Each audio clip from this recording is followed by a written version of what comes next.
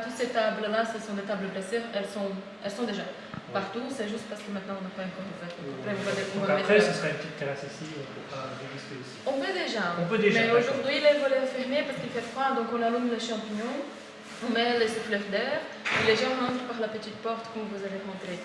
Mais normalement, donc en été, tout ça sera ouvert, et ça sera plus sympa, cette première partie. Hein. Mais sinon, tout ça fonctionne déjà normalement.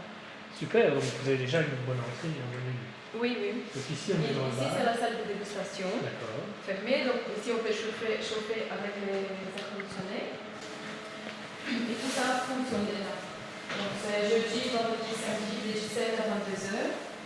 Et après, l'été, on va faire jeudi, vendredi, samedi et dimanche. D'accord. Et le samedi et dimanche, on ouvre plus tôt. Donc à 14h, une chose comme ça. C'est nous qui on fait les travaux. Hein. Oui. Donc les bâtiments n'avaient rien. Ici c'est le bureau par exemple. Les toilettes ici, la cuisine, tout ça n'existait pas. La chambre chaude n'existait pas non plus. Donc tout a été construit de A à Z. Oui, c'est ça. Le bâtiment était un grand L, vide. Et donc on a tout fait. Oui, effectivement. Même cette porte ici, c'est un copain à nous qui a fait. Il est venu 5 week-ends pour souder la porte. Après on a bon. Donc ici on est au cœur de la brasserie. Donc c'est ici que tout se fait. Oui, c'est ici vraiment. Donc ça c'est notre brasserie. Là, on pâte, donc on met de l'eau chaude, on met des grains déjà concassés, on fait l'empâtage, après on transfère par la deuxième couve, qui c'est la couve filtre. Après qu'on filtre, on remet ici pour l'ébullition, on ajoute le blond, les épices s'il faut. Et après on transfère là, c'est la couve Whirlpool. Donc c'est une couve qui mélange tellement vite que c'est pour séparer vraiment. Donc toutes les particules qui sont plus lourdes, comme les protéines coagulées, le blond, ça va se déposer au fond. Et comme ça on sait séparer pour refroidir et après envoyer dans les couves les fermenteurs en fait. C'est là qu'il va fermenter.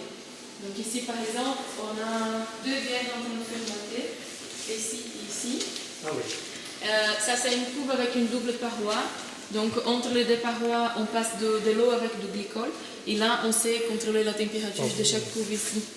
Et donc on met pendant la fermentation une température un peu plus haute et après pendant la garde une température plus basse. D'accord. Et ça prend à peu près combien de temps pour brasser une bière par exemple? Dans une journée, à nous ici, on brasse 2 fois.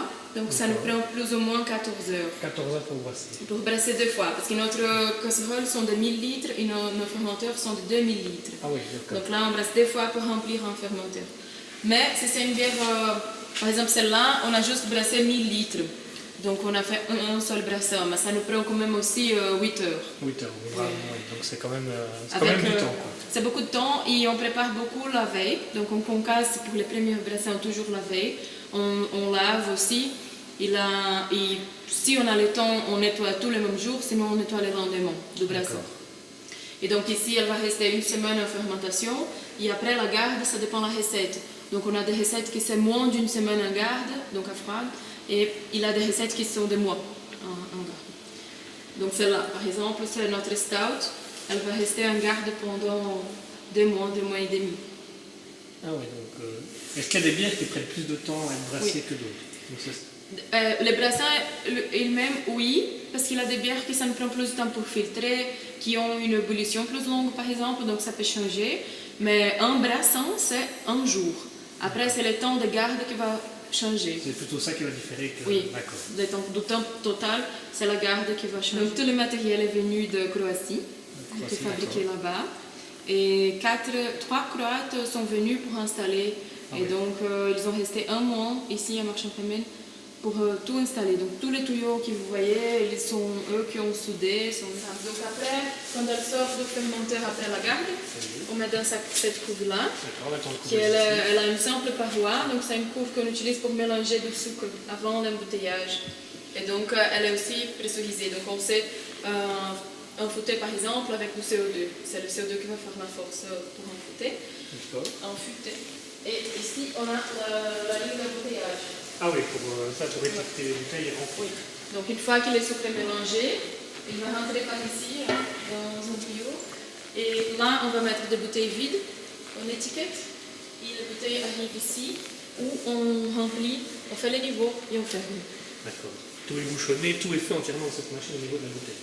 Oui, c'est ça. Donc elle sort ici prête, on met un carton, et les cartons après, on met dans une palette, et toutes les palettes Ici, ce sont des bières déjà prêtes. D'accord. Mais avant ça, on les met dans une chambre chaude pour la refermentation en bouteille pendant 10 jours. Une fois que la fermentation est finie, on met ici, dehors. C'est gentil. Merci beaucoup. On repassera boire un verre. Hein, Ah oui, c'est clair. Il faut venir goûter. On viendra goûter, c'est gentil. Merci. Un grand merci à vous.